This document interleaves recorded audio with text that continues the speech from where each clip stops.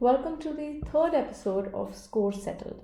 Now this time we are just going to do 5 questions, but the difficulty level is high, and this video is specifically important for the students who are preparing for the CUET-PG economics exam in the month of March, right? So we'll solve the questions from the 2025 paper, right? And I hope you make notes out of it, because there are certain important things that we came across which would definitely help you in the coming exam. Okay, so let's start. The very first question here is that if the demand function is given as P is equal to 110 minus Q square and market equilibrium is attained at P0 is equal to 29 and Q0 is equal to 9. So we have to calculate the consumer surplus in this case. Okay, now please remember, whenever there is a quadratic kind of an equation given for a demand function, you have to use the integration method of integration, right? So that half length into base and so on would not work here to find the consumer surplus. So we have to use the integration method. Now integration method states that to find the consumer surplus from 0 to the equilibrium level Q0, we have to integrate the demand function that is given into dq, right, minus your P0 Q0, which is your equilibrium price and quantity. Now the demand function here is given as from 0 to Q0, we have 110 minus Q square dq minus P0 Q0, which we have to find. Now when we integrate this equation, we get 110Q minus 1 by 3 Q cube. Okay, so this is your integration that we have got. Okay, so and if you are confused that how did we get to this, you need to refer to the integration rules. And so if you're still not very comfortable with these differentiation and integration rules, it is high time that you make a list of it and practice some questions, because in microeconomics, in mathematical economics, there are high chances that you get around 2 to 3 questions related to that. Okay, so you must go through that. Okay, so this is the integration that we've got. Minus P0 was given as 29 and Q0 was given as 9. Okay, so now we have to find from 0 to Q0. Q0 we have is 9. Okay, so when we substitute the value 9 in this equation, we get 110 into 9 minus 1 by 3 9 cube minus 261. Okay, so further calculating it, 990 minus 243 minus 261 gives us 486 as the answer as consumer surplus. So option 4 is the right case in this one. So the points to note, that whenever there is a demand function which is given in the form of a quadratic equation, q square, q cube and so on, which is not linear, so it is best to use integration method, okay, and not the traditional method that we used to find that, okay, half base into height and so on. No, we are not going to do that in this case. So in case of a quadratic equation, always use integration method, right? So do remember this. Coming to the second question, the Pareto optimality criteria implies fulfillment of the following conditions except. Okay, now always read your questions very carefully. Not included, incorrect, except. You have to keep a note of these words, because certain minor errors can cost you a lot of marks. Okay, so except the marginal rate of transformation between any two goods is equal to the marginal rate of substitution between the same two goods. This is one of the conditions of Pareto optimality, that your MRT right, is equal to MRS XY for consumer A is equal to MRS XY for consumer B. This is one of the efficiency criteria, efficiency in product mix and exchange. That is one of the main criteria of Pareto optimality. Hence, this is true. Okay. The economy is operating on its production possibility frontier. Yes, a Pareto optimality is always on a production possibility curve. It is neither above it nor below it. Always the equilibrium is always attained on this particular curve. Okay. Then, production technique embodies the most efficient technology. So if we are operating on a PPC curve or PPF curve, that means we are using the most efficient technology that is there. Okay, so this is also true, right? Income is distributed fairly among all individuals. This is nowhere mentioned on your Pareto optimality. And this is one of the main criticisms of it, rather, that Pareto optimality does ensure efficiency in exchange, efficiency in production, efficiency in consumption, but it does not talk about the distribution aspects, right? So 4 is the right option, that Pareto optimality is not concerned with the distribution of income. Okay. Then, coming to the next question. Exports of goods of a country, G is equal to GT, that is with respect to time, has a growth rate of A on T, and export of services has a growth rate of B on T.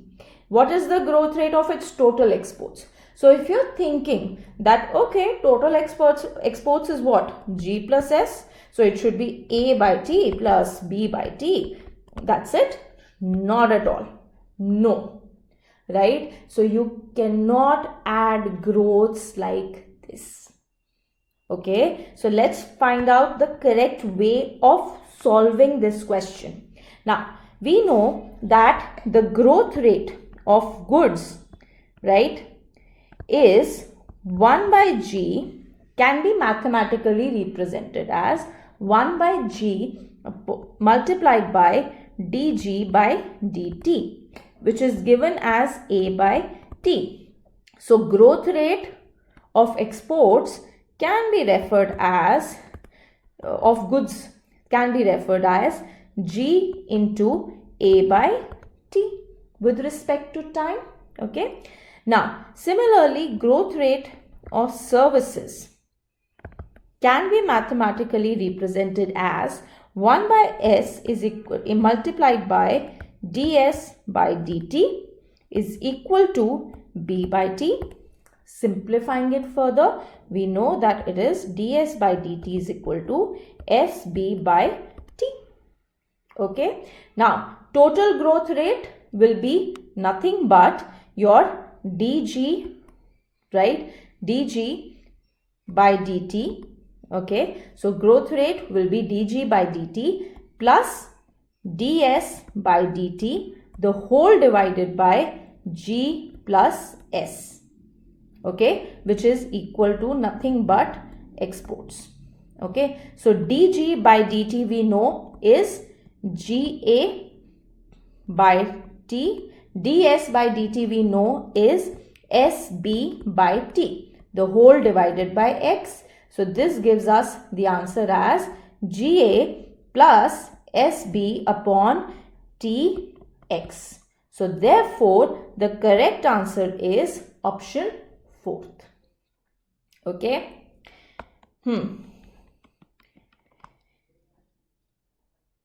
Next question. Which of the following statements is not correct?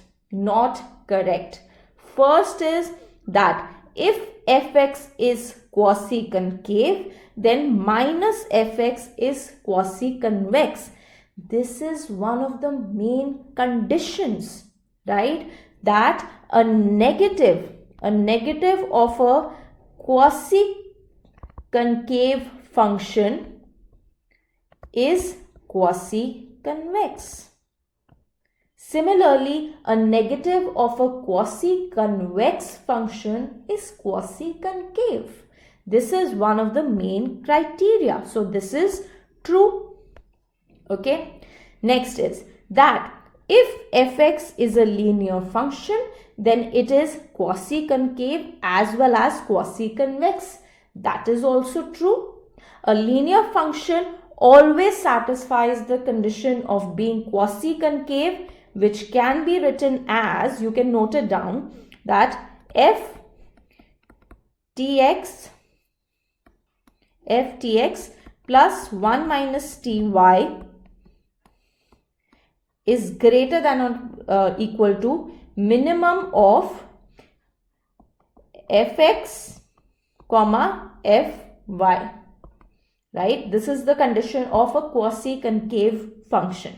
Similarly, a quasi-convex function can be written as ftx plus 1 minus ty, right, is less than or equal to maximum of fx comma fy, right? So a linear function can be both quasi-concave as well as quasi-convex. So this is also true, right?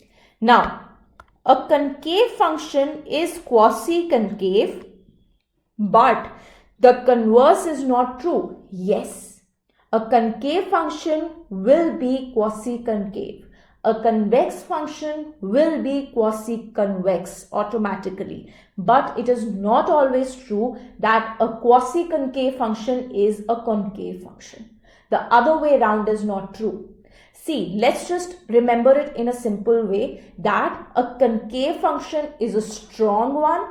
A quasi-concave function is a weaker definition of your concave function, right? It is a weaker definition, right? So strong one can be weak, but a weak cannot be that strong. Okay, so remember that any concave function is a quasi-concave. That is true, but the converse is not true. So this statement is also right. Next statement, any convex function is quasi-convex, right? But its converse also holds. Absolutely not. That's what I said. A convex function can be considered as a quasi-convex function, but a quasi-convex function is not always a convex function. The other way around, from quasi to a strong convex function, movement is not always possible. Okay, so this is the statement which is false, which is not correct, right? Coming to the last question of the video, we have that assuming that the production function is homogeneous of degree 1, Euler's equation holds. First of all, we should know what is the Euler's equation. That is, your total product output will be exhausted when all the factors of production are paid according to their marginal productivity. That's what Euler's equation is. So total output TP is equal to the marginal product of labor into labor plus the marginal product of capital into capital. Okay, that's what your Euler's equation is. It says that if MPL is greater than APL, then what will happen? Okay, so first we need to find what is APL. So APL can be found out with the help of total product divided by labor. We divide this entire equation by labor. So we get, right, we get your MPL plus MPK into K by L, capital labor ratio. Okay, then now we know that MPL is greater than APL. So MPL is greater than APL. APL here is this, right? This is your APL. Okay, so MPL is greater than MPL plus MPK into K by L. Okay. Now we take MPL to the other side. We get 0 greater than MPK into K by L. That means this, the right hand side has to be less than 0. Less than 0 means it has to be negative. Okay. Now, one thing we know is that your capital labor ratio can never be negative. We know that this capital labor ratio is a positive figure, and for the whole equation, for the whole this right hand series to be negative, we need MPK to be negative. Okay, because negative, positive, negative. Okay, so we need this MPK to be negative. Therefore, the correct answer will be 3, that is marginal productivity of capital will be negative. Okay, so these were the 5 questions. These were very important 5 questions, and we'll come up with another set of 5 questions from the very same exam in the next video. So I hope you found this useful, and see you soon. Thank you so much. Bye.